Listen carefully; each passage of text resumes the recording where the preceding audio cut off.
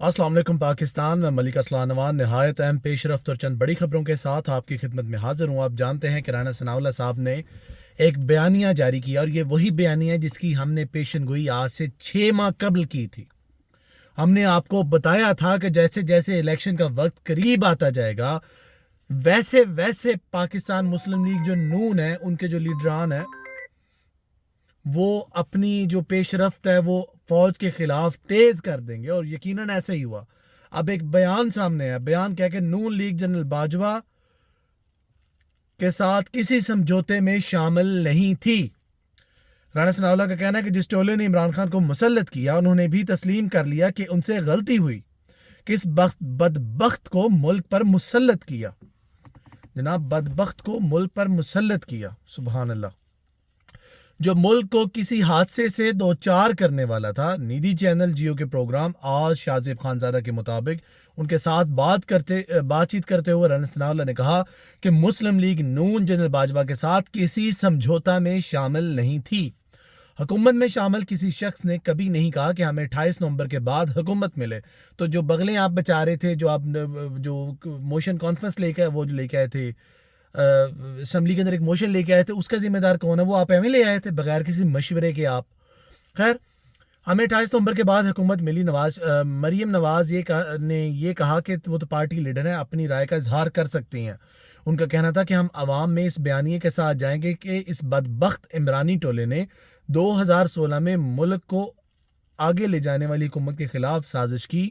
3.5 साल में मुल्क की मईशत का सत्यानाश कर दिया। हमने मुल्क को डिफॉल्ट से बचाया। ये वो लोग बातें कर रहे हैं जिन्हें खुद नहीं पता कि इस मुल्क पाकिस्तान के इस वक्त हालात क्या हैं। जब ये आए थे तो तब हालात क्या थे, इकोनॉमी की ग्रोथ क्या थी, मुल्क के अंदर जो रिजर्व्स थे वो कितने थे, और आप बातें कर रहे हैं। आप अवाम को, मैं बारहा कह चुका हूं, आप सादा लोग अवाम को तो बेवकूफ़ बना सकते हैं, लेकिन किसी पढ़े लिखे शहरी और बाशिंदे को आप ऐसा चूरन नहीं भेज सकते। इसकी भी मैं डिटेल्ड कन्वर्सेशन आपके साथ जल्द करूंगा इंशाल्लाह विद इन अ डे और सो। उनका मजीद कहना था कि इलेक्शन कब कराने, ये काम इलेक्शन कमीशन और अदलिया का है। अदलिया ने तो कह दिया है, इलेक्शन कमीशन तो वैसे करेगा जैसे आप फरमाएंगे, आगे आपकी मर्जी। उन्होंने कहा कि इलेक्शन कमीशन को वजारत खजाना ने माली सूरत हाल का बता दिया। मरदम शुमारी भी जारी है। मार्च में बच्चों के इम्तहानात भी होने हैं।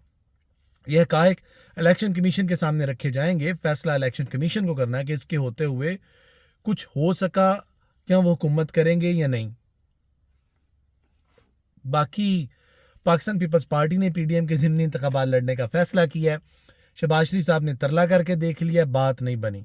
शहबाज शरीफ के तरले के बाद मौलाना फजलुर रहमान ने भी बड़ी कोशिशें की हैं कि किसी तरह खुदारा इस बेइज्जत से बच जाओ, इस ज़ल्लत से बच जाओ, इस तरह के काम ना करो, लेकिन नहीं, पाकिस्तान पीपल्स पार्टी बजिद है।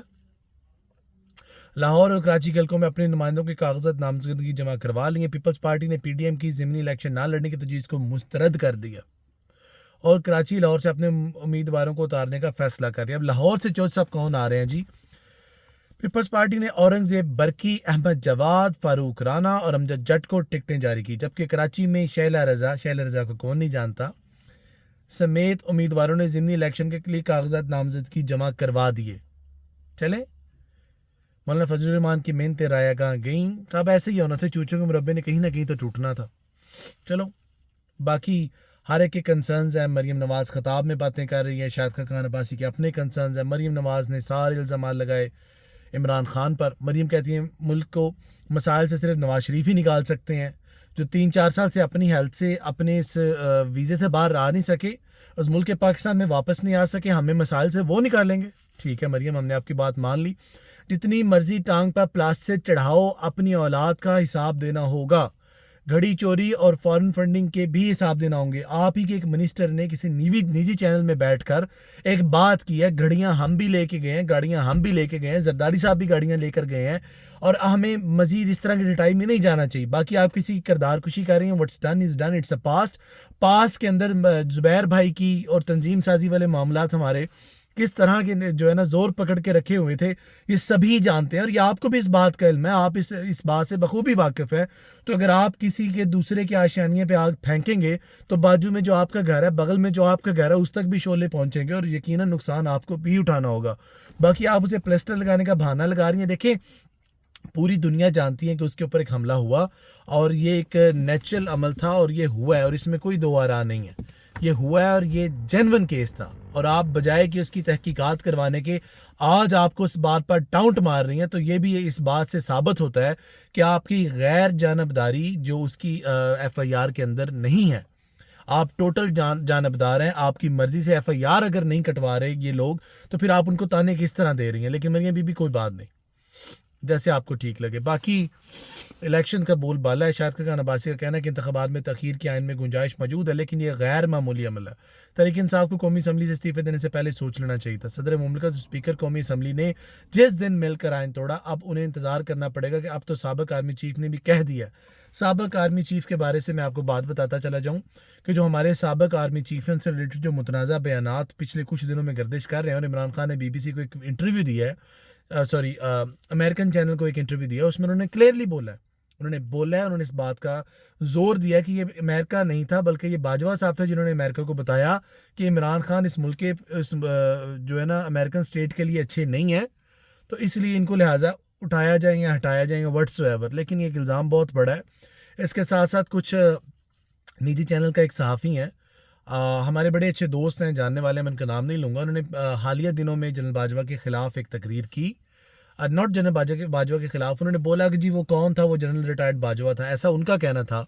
اور انہوں نے بولا اور اس کی وجہ سے شاید انہیں ملک پاکستان کو خیر بات کرنا پڑا. ابھی وہ ایگزائل میں شاید سیلف ایگزائلڈ ہیں کہ انہوں نے ملک پاکستان کو خیر بات کیا, اور ابھی وہ یورپ کے کسی ملک میں مقیم ہیں, تو وہاں سے وہ اپنے ویلاگز ریکارڈ کروا رہے ہیں. تو دیکھیں آپ کسی پر تنقید بھی نہیں کر پا رہے. جمہوریت یقیناً ایسی نہیں ہونی چاہیے. جمہوریت ایسی ہونی چاہیے آپ کو تنقید کرنے کا حق ہونا چاہیے. دیکھیں خلیفہ وقت حضرت عمر بن خطاب نے کسی جنگ سے آئے اور انہوں نے کپڑے لوگوں کے گھروں میں بھیجے, اور اسی جنگ کے مال سے کچھ جو تھا ان کی طرف آیا تھا, ان کا سوٹ مکمل تھا, وہ پہن کر خطبہ دے رہے تھے, اور ایک صحابی نے انہیں روک لیا. انہوں نے بولا آپ ہمیں اس بات کا حساب دیں, ہمارے جو مال غنیمت سے جو کپڑا آیا ہے اس سے ہمارے سوٹ تو نہیں بنے, آپ کا سوٹ کیسے مکمل ہو گیا جبکہ مال برابری میں تقسیم ہوا تھا. تو وہاں پر حضرت عمر بن خطاب رضی اللہ تعالیٰ عنہ کے بیٹے اٹھے, انہوں نے بولا جو مال غنیمت مجھے ملا تھا میں نے اپنے حصے کا کپڑا اپنے بابا کو دے کر ان کا سوٹ مکمل کروایا. تو دیکھیں حالات تو ایسے ہونے چاہیے کہ حضرت عمر بن خطاب سے زیادہ مضبوط خلیفہ وقت کون تھا, جو وزیر اعظم بھی تھے, وزیر اعلیٰ بھی تھے, وہ صدر بھی تھے, وہ پرائم منسٹر بھی تھے, وہ سپریم کمانڈر کی جو فورسز کے کمانڈر بھی تھے. اس کے باوجود بھی لوگ ان کو سوال پوچھتے تھے. اسی وجہ سے اسلام کا بول بالا ہوا, اسلام پوری دنیا میں پھیل گیا, اور آج حالات اس کے برعکس ہیں. مجھے مزید اس پر بات کر کے آپ کا وقت جو ہے وہ ضائع نہیں کرنا, کیونکہ یہ پدی کا شوربہ ہے. اس میں ہم جو بھی کہیں جیسا بھی کہیں وہ باتیں ہماری irrelevant ہوں گی. جن کی باتیں سمجھ میں نہیں آنی ان کی باتیں سمجھ میں نہیں آنی, ریگارڈلیس آپ جتنی مرضی عمدہ دلیل دے دیں. باقی شہباز گل پر فرد جرم لگنے والی ہے, اور اسد عمر نے اعلان کیا ہے کہ اسد عمر کا کہنا ہے کہ آپ اپنی جو ہے نا وہ الیکشنز کی تیاری کریں. ٹکٹوں کی اناؤنسمنٹ منگل بدھ تک ہو جائے گی, 14-15 فروری تک یقیناً ہو جائے گی. اور ابھی ایک نیا امتحان ہے الیکشن کمیشن آف پاکستان کے لیے. اب آنے والے دن بتائیں گے کہ سیاسی اونٹ کس کڑوٹ میں بیٹھنے والا ہے. ابھی تک کے لیے آپ اپنے ہوسٹ کو اجازت دیجیے. فی ایمان اللہ, خوش رہیں, آباد رہیں, اور جس شخص نے اس ملک پاکستان کا برا چاہا وہ چاہے جو بھی ہو اللہ اس کی نسلیں غارت کرے. اللہ حافظ.